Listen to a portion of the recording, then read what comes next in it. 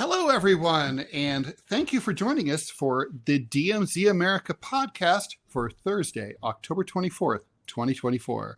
I'm Ted Rall, political cartoonist coming to you from the left. And I'm political cartoonist Scott Stantis coming to you from the right. So last night, Ted, there was a town hall meeting. I think one of her first of the campaign. It's astounding. Kamala Harris, the current vice president of the United States, had a town hall meeting on CNN. And I'm dying to know what you thought, because I have my own thoughts. But what did you think when you saw it? No, I'm always looking for. Look, Kamala Harris is like, if you ever had a ne'er-do-well child who, never failed to disappoint you, even though the bar kept getting lower and lower. That's the kind of candidate she is. I really felt sorry, and I do feel sorry for her staff. They're dealing with an incredibly untalented candidate, and you're starting to see, what happened in 2019 to her when she was maybe the first, if not one of the first, Democratic candidates to drop out of this huge field of candidates in the 2020 race. And then, the Biden White House decided that she was best not heard as vice president. Even so, and this, of course, has happened to previous vice presidents, famously to many of them. But she's probably the most under wraps vice president of the modern era. And now we're starting to see why. I mean, she had some really softball questions, at one point, Anderson Cooper, the moderator of the town hall, who was obviously sympathetic to her and the Democrats in general, asked her if she'd ever made any mistakes in her life or as a vice president. And she just couldn't even answer that question. I mean, well, let's take a break and listen to that excerpt. Is there something you can point to in your life, political life, or in your life in the last 4 years that you think is a mistake that you have learned from? I mean, I've made many mistakes, and they range from, if you've ever parented a child, you make lots of mistakes too. In my role as vice president, I mean, I've probably worked very hard at making sure that I am well versed on issues, and I think that is very important. It's a mistake not to be well versed on an issue and feel compelled to answer a question. Yeah, that's a question that's asked all the time, every campaign, and every time it's asked, the candidate has no answer. Right, and it's such an easy here. Let me help for future. Let's try it here. Hey, Ted. Yeah. Have you ever made any mistakes? Scott, I mean, to err is human. Of course. I mean, you show me someone who doesn't make mistakes and hasn't made a lot of them and won't continue to make mistakes, and I'll show you someone who's never done anything in their entire life. The whole point is not to not make mistakes. The point is to try to learn from our mistakes and constantly do better and move forward. I do not promise that if I'm elected president, I will not make mistakes. I will make mistakes as president, but I will try to be forthcoming and honest about them, and I'll try to fix them as quickly and efficiently as possible. There it is. We want Rall. It's not hard. It's really not hard. But Ted, it really is. Every single interview from the time I was a child watching these things, and yes, I watched them as a child because that's the kind of kid I was. That question comes up, and nobody can answer it like you just answered it. The way you just answered is the human way to answer it. Here's my takeaway from this whole thing. Watching it last night, first of all, it's really one of the few town halls she's done. You think she does, and apparently she did some when she ran for Senate and AG in California. We haven't seen those because I imagine they must be awful because we haven't seen them. But at this stage, the tapes are lost to the mists of time. There's 18-minute gaps. At this stage of the campaign, Rosemary Woods, call your office. We're like a week and a half away from the election. The way she should be talking, the way any candidate should be talking, Democrat or Republican. And in fact, Donald Trump is talking this way. You hit the other side. That's fair game. But then you say, here's what I'm doing. Donald Trump did this. Donald Trump is a fascist. Donald Trump, January 6th, all that stuff. Mm-hmm. And then you Wants say, to use but, the National Guard against lefties like Ted Rall. well, there you go. Who could answer a simple question? However, the National Guard doesn't stand a fucking chance because we have Clovis. We do have Clovis, and God bless him. My point is, at this stage of the campaign, Kamala Harris should be talking about Kamala Harris, saying, here's what the future looks like under President Harris. You can preface it by saying, here's what the future looks like under, redo President Trump. But here's what she's stopping at. I'm not Donald Trump. Now, that might work. Clearly someone's saying it is. I love the phrase I've been searching for a word to describe her candidacy, Ted, for months, and you just said it. Untalented. Mm-hmm. That is precisely what this is. She's closing her campaign in the ellipse where Trump gave his, talk to the insurrectionists, the rioters, whatever you want to label them, on January 6th. That makes the election all about him. And at this stage, it should be when all you're about reacting. her. They say when you're playing defense, you're losing in politics. I'm going to say there's a corollary. When you're reacting, you're losing. You should be setting the agenda. I mean, after all, what is the president? The president is the leader of the free world. What does the leader do? The leader leads. What is a leader? I mean, it's almost, we have to redefine it because we haven't seen one in so long. But a leader is someone who looks at the tribe and says, this valley is running low on food and game. We're not going to be able to catch any more food. I have been to the top of the mountain. I know that on the other side of the mountain, there's fresh game. Follow me. It will be cold and hard, but we will be better off in the end. That's leadership. The leadership that I talked about, and the leadership I'm referring to. Bill Clinton had it in his way. Ronald Reagan had it in his way. John Kennedy was amazing. FDR was, to my mind, a once in a century personality who came into office, 25% unemployment, Ted, a 60% business failure rate. I mean, numbers astronomical, and people were optimistic. Why? Because he projected, here is the future, as Ted mentioned. I have been to the mountaintop. Ronald Reagan, shining city on a hill. We should follow those people. She's given me no reason to follow her other than Donald Trump will lead us to disaster. And people are going to listen to us, and they hate Donald Trump maybe as much as we do, or more. But they're going to say, but why do you say that? Donald Trump is not a leader. He only cares about himself. That's all true. However, Donald Trump has already been president now for 4 years. We know who he is. And we don't expect leadership out of him, but we know what he is. This is basically an unknown quantity. We have not ever really gotten to know Kamala Harris. There's never been an interview given in her residence or in her house, as far as I know. We don't even know, how she decorates. We don't know, or how Doug decorates. I don't want to be sexist. It might be that he does that job, the second gentleman. But there's definitely a need for her to frame herself and say, look, this is who I am. This is what I'm about. This is what you can expect. People, this election, I've said this for a while now, and I'm becoming increasingly convinced that this is correct. This election comes down to the devil you know versus the devil you don't know. And right now, the polling suggests that that argument is currently going to just barely be in Donald Trump's favor when the votes are all counted.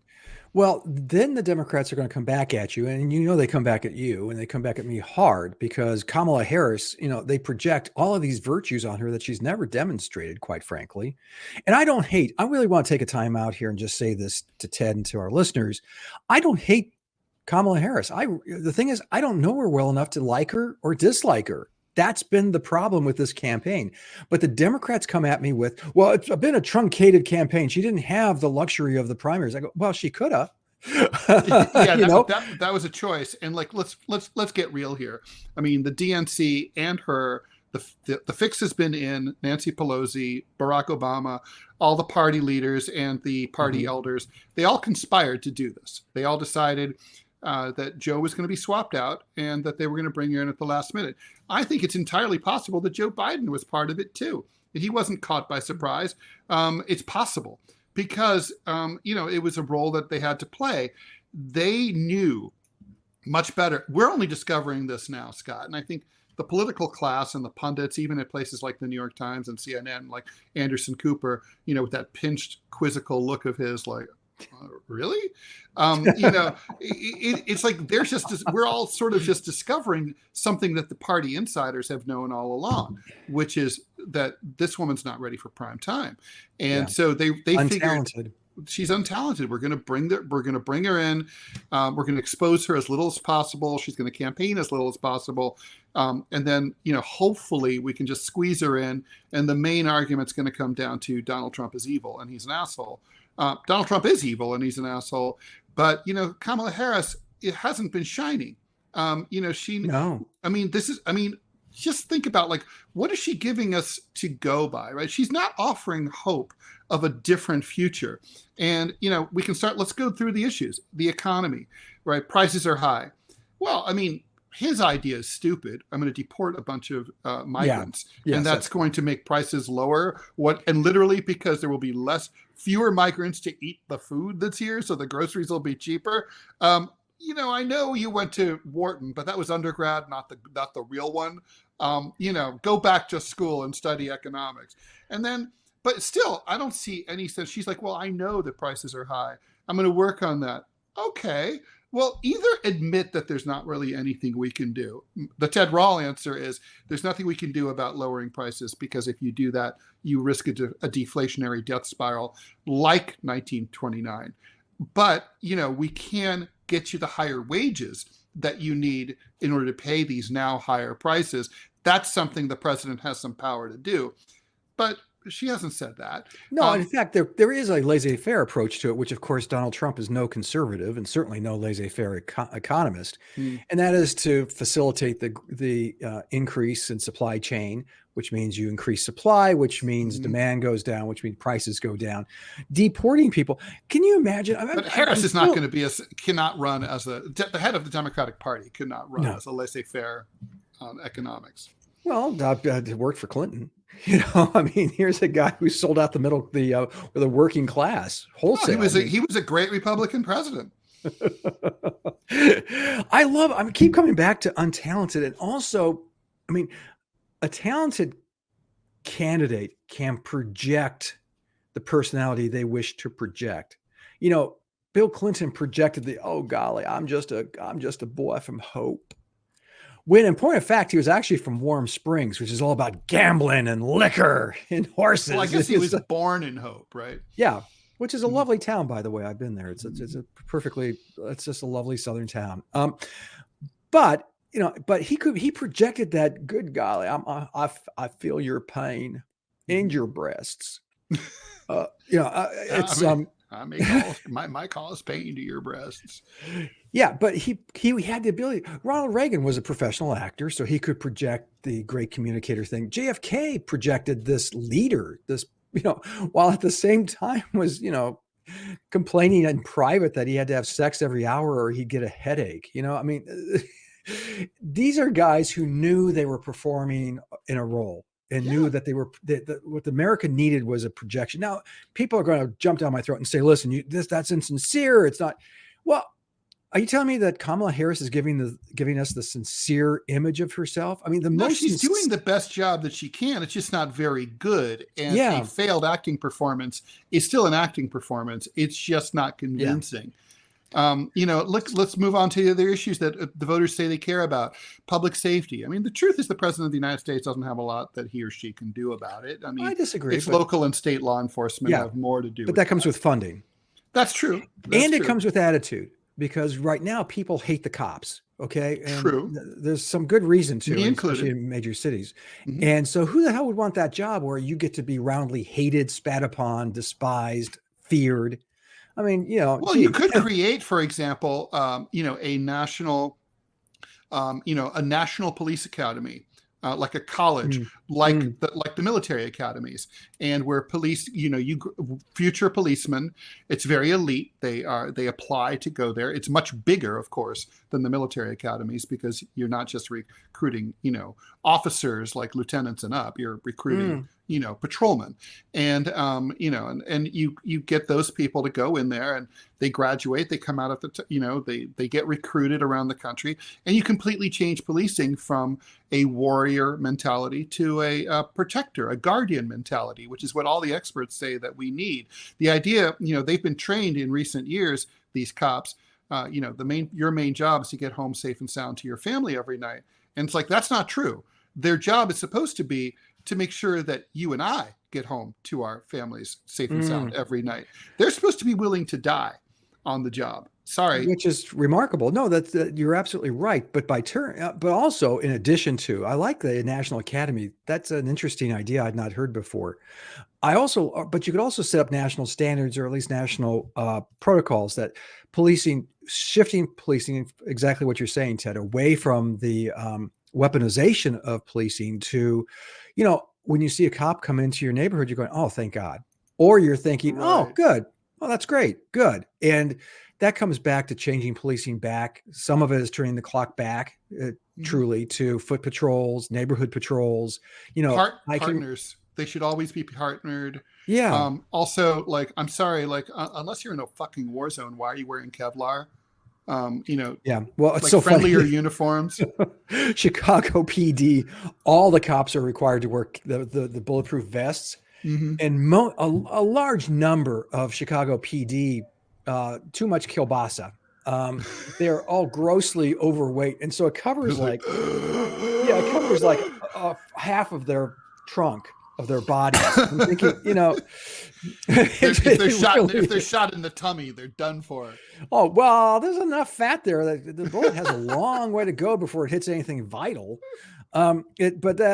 But you're right. Why wear Kevlar? Why, we're not to the point where we can have unarmed police officers, but let's have police officers who are trained for domestic violence, for domestic abuses, because cops hate going into those situations. They're volatile. They're unpredictable. If you went in with an idea that you're a social worker versus a police officer,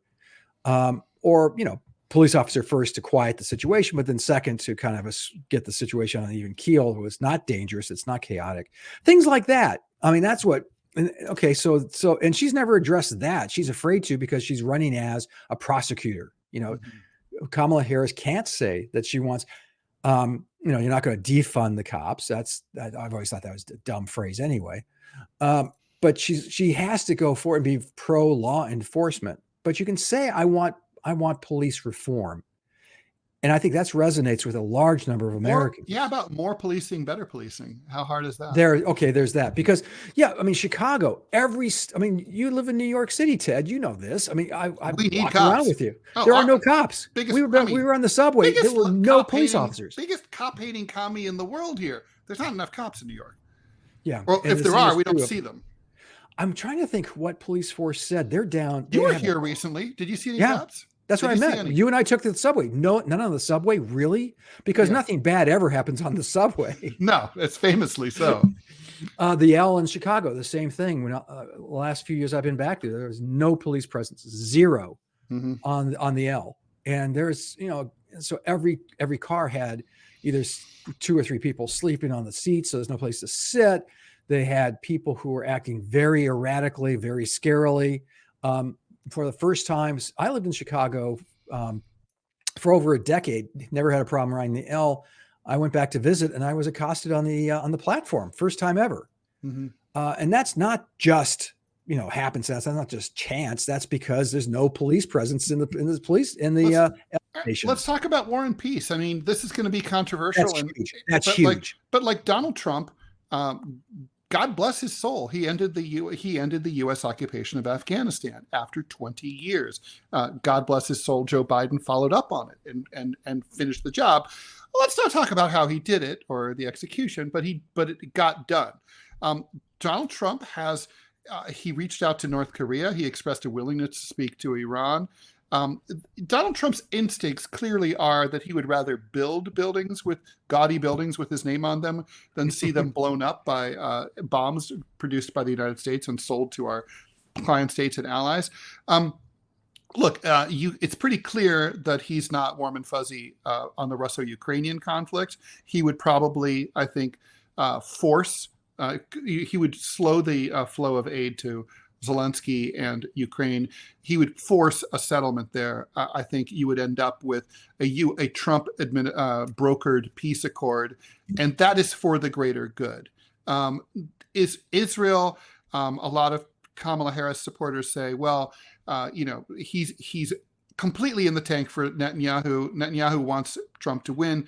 That's all true, at least as far as we know. But I think there's a possibility. We've heard some reports that privately Trump has told Bibi, you have until January 20th to do your war in Gaza. And after that, you've got to bring it in for a landing. I don't have, unlike Democrats, I'm not going to say I claim to know what's going to happen in the future. I don't know. Trump could just end up being as big a worse asshole than Biden has been about Gaza. But my guess is that's probably not quite true. I think he's going to couple full-throated support with the Jewish state for an end to the war.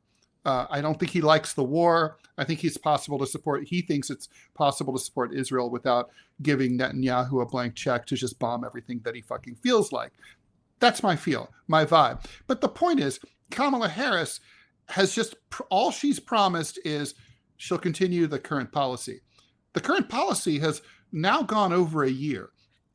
Gaza is 60% flattened. Lebanon is right now, Israel is demanding half of Lebanon. They said that if they don't get half of Lebanon permanently, they're not going to stop. Israel's out of control. The Netanyahu government is completely nuts. And even if you completely don't care about the plight of the Palestinians, you have to look at the Israelis and say, okay, you guys are no closer to wiping out Hamas than you were on October 8th, 2023. That's not true. Your war's not working. I mean, and you're spreading regional conflict. Now you have Iran involved. You've already involved Syria. Now you're deep inside Lebanon. You're risking a broader conflict, maybe even World War III. I don't know. I think it's like, I want to hear something imaginative from Kamala Harris. I support Israel, but we're not getting that. No, I think the American position in the Biden administration, the Biden-Harris administration has been, well, they seem to be doing, we don't like how they're doing it, but they're doing a good job. I think Hamas has been deeply wounded by this, clearly, obviously. Now, has Hezbollah been, that's going to go and they're going to incapacitate them by wiping out all the upper strata of leadership there. The American strategy has always been to kind of go, oh, the kids will be kids. Those darn Israelis, my golly. True. Oh, come on, guys. It's bad parenting, although you're Reagan right. really cracked down on them. Donald Trump, but getting back to Trump, and again, just to be clear, Ted and I, no fans of Donald Trump, but I do respect and like that he is anti-war. He recognizes that war is stupid, it's destructive, it's expensive, and more importantly than anything else, aside from the industrial, defense, I'm losing the military-industrial complex. Thank you, military-industrial complex. It's bad for business. You can't have Donald Trump Casino Gaza if there's a war in Gaza. Exactly. And so I actually agree with him. There aren't a lot of areas I agree with him on. That would be one of them. But she has been, like you said, completely and totally unimaginative. We're going to do better.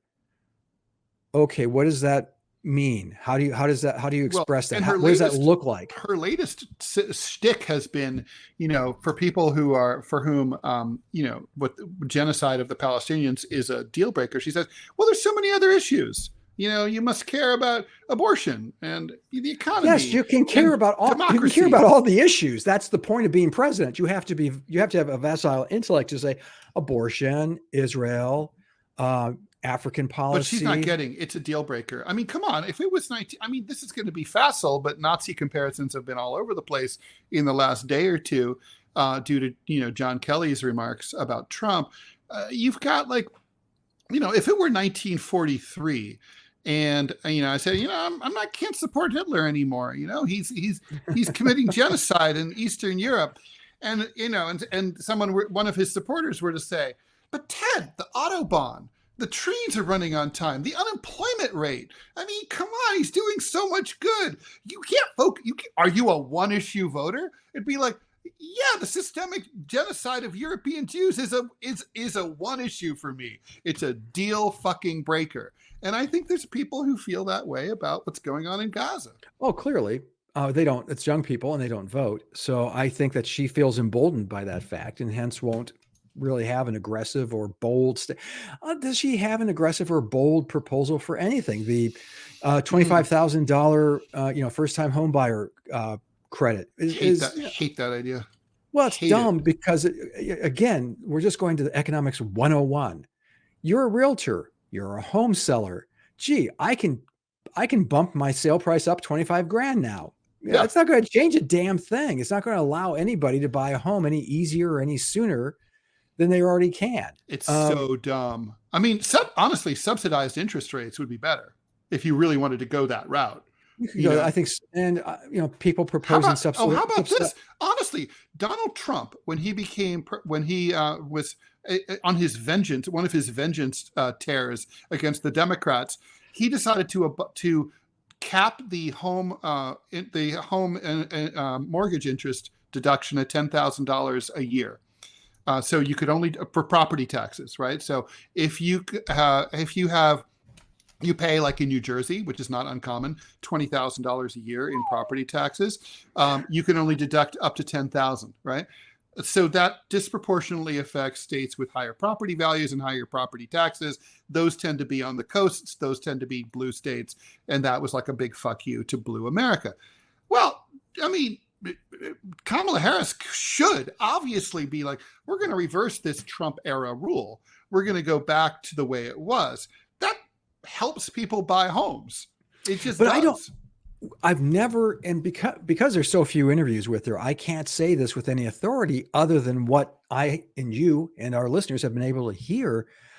I don't get the sense that Kamala Harris has the depth of understanding of these issues, and particularly the minutia of these issues. That is, you ask Bill Clinton, hell, you asked Hillary Clinton about these issues. They would bore you to tears for 40 minutes on the laws that currently exist that impact rentals or home buying. Mm-hmm. She has never shown that depth of knowledge. True. She may have it. I doubt it, because it seems to me that if you have that kind of knowledge, you tend to spew it. If you listen to this podcast, you have two dorks who are immersed in the history of the presidency. We're not shy about talking about that issue and diving into the deep weeds and talking about what we know. I don't get the sense that she even knows what that legislation is, what the current policies are. I heard a local congresswoman from Queens, an assemblywoman from Queens, say something that I thought was incredibly profound that I wanted to get your thoughts about. She was there was a controversy about just yet another luxury high-rise development being approved somewhere in New York, out in Queens or Brooklyn, and she said, and there was the usual discussion like how many affordable units should be part of this. There's going to be thousands of units. There's going to be, they want to do 20 or 50 affordable housing units that obviously will be immediately scarfed up by, whoever's friends with Mayor Eric Adams. So I guess the question, and she was saying, I'm tired of making developers rich and turning them into multimillionaires in order to get a piddling number of affordable housing units. I want the government to directly build thousands and thousands of affordable housing units. And I was like, I haven't heard anyone talk like that in my lifetime. That's probably how people talked when they started building public housing after World War II. But I was like, yes. Like, no. And I say the experience, we've had that in the 50s, 60s, especially the 60s and 70s. And they turned into these massive, that's true. And they were very Public housing difficult to projects. manage, and they became projects, and they became pretty horrific. Right. No, it could be. We could have learned from that lesson. Oh, we though, don't learn and from do shit, better. Ted. Come on. What country do you live in? And that's a fair point. But we Fuck, could. we had a pandemic. We had a pandemic, and we had a pandemic in 1918. Not so long ago. They had the written word, and they wrote about it. We could have learned from that. You know what we learned from that, Ted? Absolute zero. Nothing. Nada. Nothing. Sorry. It's just we don't learn. I hate that you're right, but you're but you're right. You are right. You are right. But the point is that, there are more imaginative. I mean, she's just not giving us anything to work with. I mean, it's now 12 days before the election day. Voting's already underway in many states. And the polls show that basically things are in the battleground states it's very tight. And anyone who thinks that they can call the election is crazy. But what? Do you believe that, by the way? Do you believe, because Smirkonish from CNN has a poll today asking, do you think it's going to be as close as the polls? And almost 65% said, no, we do not. I think it's going to be very tight, just for the simple reason that every election in recent cycles has been fairly tight. We're not only a divided country, we're not polarized. We're polarized, but we're also evenly split. Which are two different things. We tend to think of them as the same, but they're not. And it's very, I think it probably will be pretty tight. But I think you can really feel the tide running in Trump's direction. Just by... You can, yeah. You look at the polls, and the feeling, there's just the enthusiasm gap. We hit peak joy a month ago, and now that sounds like a sexual position to me. It does. Ted, tonight, do you want to try peak joy? Who wouldn't? Not me. Yeah, no, that's it. It does feel like Nate Silver said his instinct is that, Trump will win. Yeah. We're going to give our predictions, our rock solid, bet on it, can't budge prediction. Let's do it the Monday before the Tuesday of the election. Does that sound fair? The day before, you mean? Yeah. Oh, you mean this coming Monday?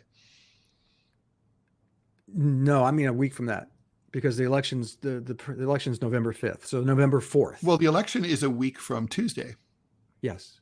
So you're saying, which Monday are you talking about? So you're saying November, the night before the election. Yeah, November 4th. We will go on and we will say rock solid. 100%. This is because both you and I have gone back and forth as to what our predictions on this is. True. I have at times thought that she would probably win.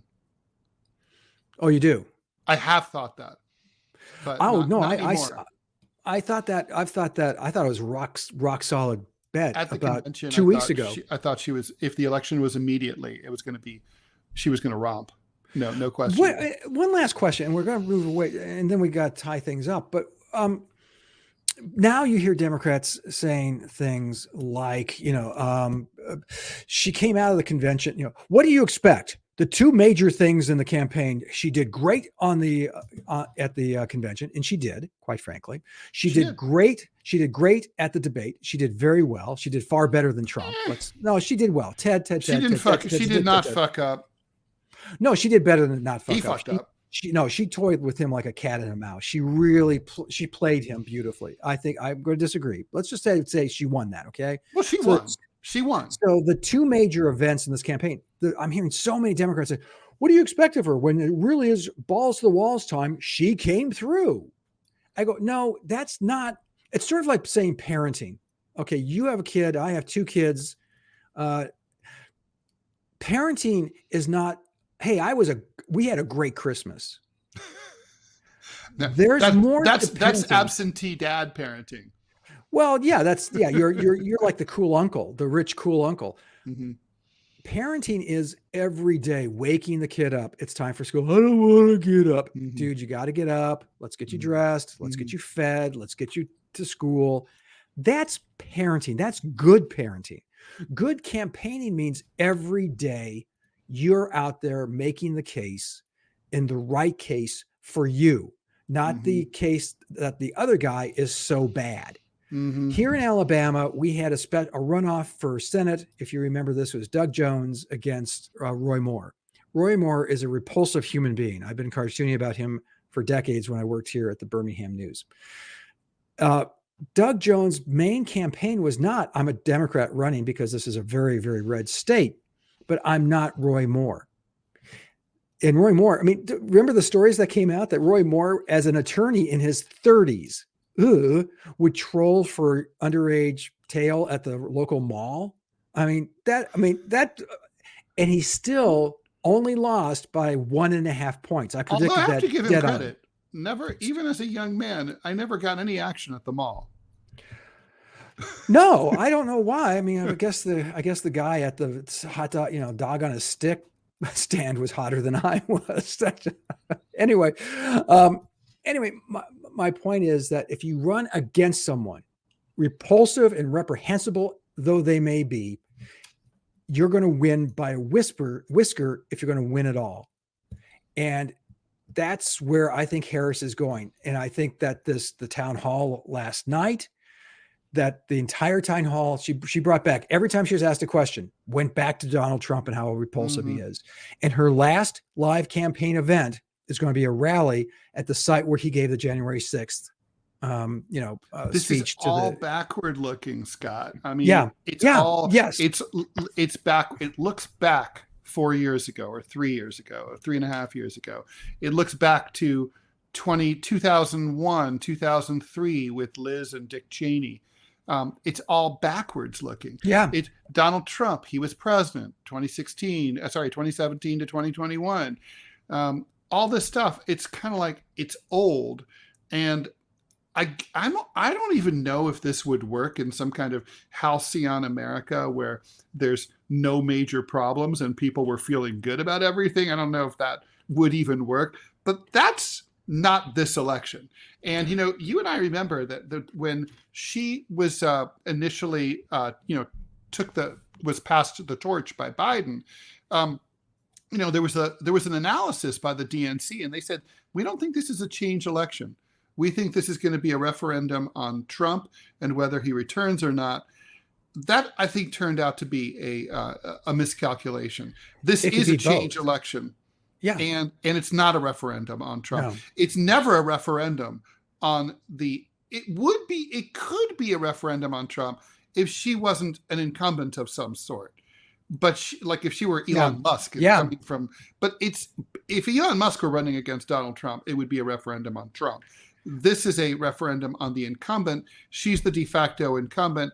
And I don't even know if she could run away from the Biden record, but she's decided not to try. And that might be a smart move, actually, because you're going to be tied to it no matter what. But the point is, she's the incumbent. So I think part of, in politics, you and I have seen this, where often candidates and candidacies, those are two different things, have not always, you lose when you fail to understand your position and where you're framed and how which box the voters are putting you in. I think she thinks, I'm a woman of color, I'm different, that's enough. It's not. Yeah. Well, I think here, let me tie things up here.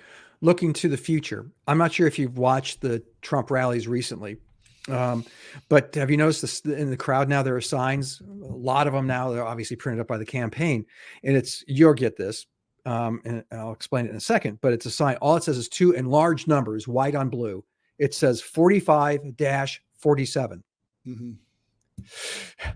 Trump was the 45th president, right, and they're expecting him to be the 47th. Even something that's simple, even something that is looking to the future, that's forward looking. Right. It's forward looking versus the signs, Trump sucks. And Trump is forward looking. I mean, one of the first things he did after he was elected in 2017 was to copyright a renewal of Make America Great Again. I think he ended up not doing it, right? They ended up just keeping MAGA, but there was going to be some kind of variant on that. It was Make America Great Again. Keep America Great. That's what it was.